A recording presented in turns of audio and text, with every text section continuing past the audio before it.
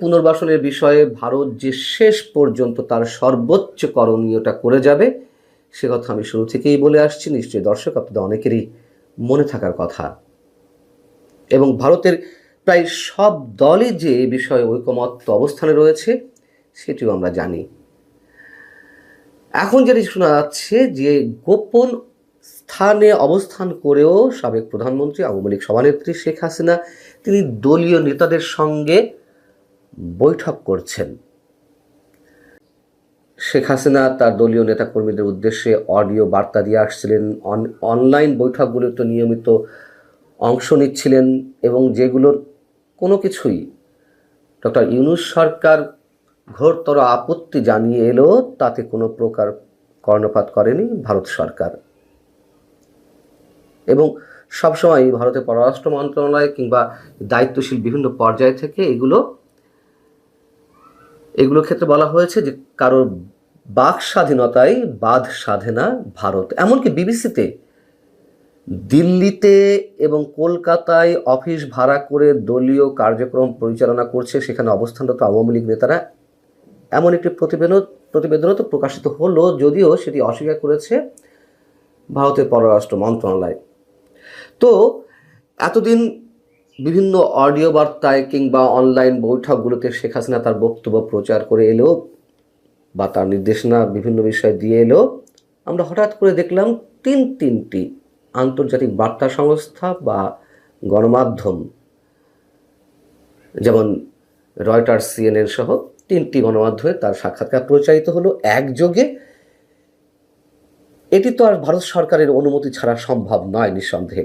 যাই হোক, এখন তিনি নিয়মিত ভারতের বিভিন্ন গণমাধ্যমকে অনলাইনে সাক্ষাৎকার দিয়ে যাচ্ছেন এবং সেগুলো প্রকাশিত হচ্ছে। এর মধ্য দিয়ে আমরা শুনলাম যে গত 23শে জানুয়ারি একটি সংবাদ সম্মেলনে তার ভার্চুয়াল উপস্থিতি, তার বক্তব্য শোনানো হলো। তারপর শোনা যাচ্ছিল যে তিনি ভিডিও কলে আসবেন এবং যে কোনো সময় ভিডিও কলে যুক্ত হতে পারেন। যেহেতু ভিডিও কলে যুক্ত হলে সেটির মাধ্যমে সংশ্লিষ্ট ব্যক্তির লোকেশন নির্ধারণ করা যায়, অনেকেই পারে, সেই জায়গা থেকে তিনি ভিডিও কলে এতদিন যুক্ত হননি। এখন যে কোনো মুহূর্তে ভিডিও কলে আসতে পারেন। আবার বেশ বেশ জোরে সোরেই বিভিন্ন গণমাধ্যমে আসছে যে তিনি দিল্লির গোপন স্থানে যুক্তরাজ্য আওয়ামী লীগের নেতাদের সঙ্গে দীর্ঘ একটি বৈঠক করেছেন।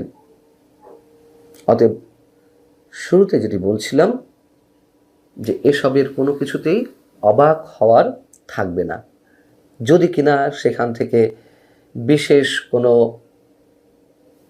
কোনো কিছু ঘটে যায়। গণমাধ্যমকে যুক্তরাজ্য আওয়ামী লীগের নেতারা যেটি বলছেন, ভারত সরকার দিল্লিতে কঠোর নিরাপত্তা বেষ্টনীর মধ্যে বিশাল একটি বাড়িতে শেখ হাসিনাকে অত্যন্ত মর্যাদার সাথে রেখেছে। শেখ হাসিনাকে সেবা ও সহায়তার জন্য অনেকেই কাজ করছেন। এই বাসস্থানের নিরাপত্তা বলয়ও কয়েক স্তরে বিন্যস্ত। শেখ হাসিনার ছোট বোন শেখ রেহানা এবং সাবেক তথ্য প্রতিমন্ত্রী মিস্টার আরাফাতের মতন কয়েকজন নিয়মিত তার সঙ্গে দেখা করছেন। এমনকি মাঝে মধ্যে তার ছোট বোন শেখ রেহানাও সেই গোপন স্থানে, তার থাকার স্থানটিতে একসাথেই অবস্থান করেন। যেই বিষয়গুলো গণমাধ্যমে এসেছে সেখান থেকে জানা যাচ্ছে যে লন্ডন থেকে যাওয়া যুক্তরাজ্য আওয়ামী লীগের 5 নেতা 21শে জানুয়ারি শেখ হাসিনার সঙ্গে দীর্ঘ এই বৈঠকটি করেন।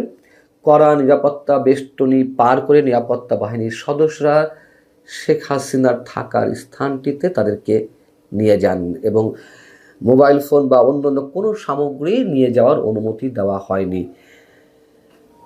শেখ হাসিনার সঙ্গে যারা সাক্ষাৎ করেছেন তাদের একজন গণমাধ্যমকে বলছেন যে কঠোর নিরাপত্তা ব্যবস্থার মধ্য দিয়ে সাক্ষাৎটি অনুষ্ঠিত হয়।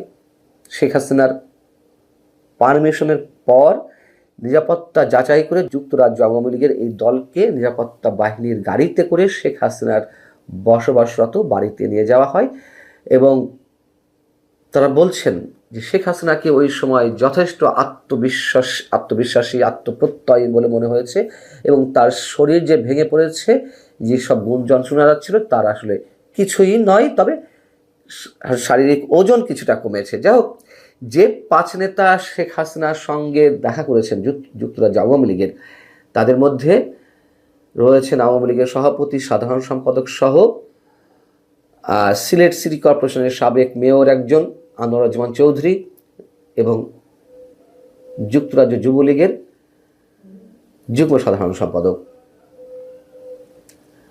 এবং ভারতে 1 সপ্তাহ যুক্তরাজ্য আওয়ামী লীগের এই 5 নেতা অবস্থান করে 26শে জানুয়ারি তারা লন্ডন ফিরে গেছেন। এই হচ্ছে বিষয়।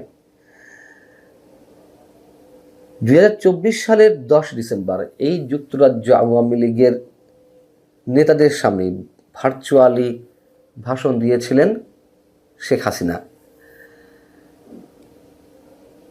গত 21শে জানুয়ারি যে বৈঠকটি যুক্তরাজ্য আওয়ামী লীগের নেতাদের সঙ্গে হয়েছে, এটি নতুন কোনো বৈঠক নয়। এর আগেও আওয়ামী লীগের কয়েক নেতা একসঙ্গে, যারা কলকাতায় অবস্থান করছেন এই মুহূর্তে, তারা শেখ হাসিনার সঙ্গে বৈঠক করেছেন। অতএব খুব শিগগিরই যদি এইসব বৈঠকের মাধ্যমে কি হবে আমি নিশ্চিত নই, তবে এটুকু বলা যেতে পারে যে যদি বড় কিছু ঘটে যায় তাতে অবাক হওয়ার কিছু থাকবে না। রাজনীতিতে শেষ বলে কিছু নেই, সেই পুরনো কথাটি আমাদেরকে সবসময় মনে রাখতে হয়। এবং আল জাজিরা যে একটি প্রতিবেদন প্রকাশ করেছে, শেখ হাসিনা নেই, পলাতক, নির্বাচনে আওয়ামী লীগ নিষিদ্ধ, কিভাবে টিকবে দলটি, সেটি বিষয়ে আপনাদেরকে জানিয়েছি। অতএব বাস্তবতার জায়গা থেকে যা কিছু দৃশ্যমান আমাদের সামনে, হঠাৎ করে তার মধ্য দিয়ে অনেক কিছু যদি ঘটেও যায়, নিশ্চয়ই সেখানে বিস্মিত হওয়ার কিছু থাকবে না, খুব স্বাভাবিকভাবেই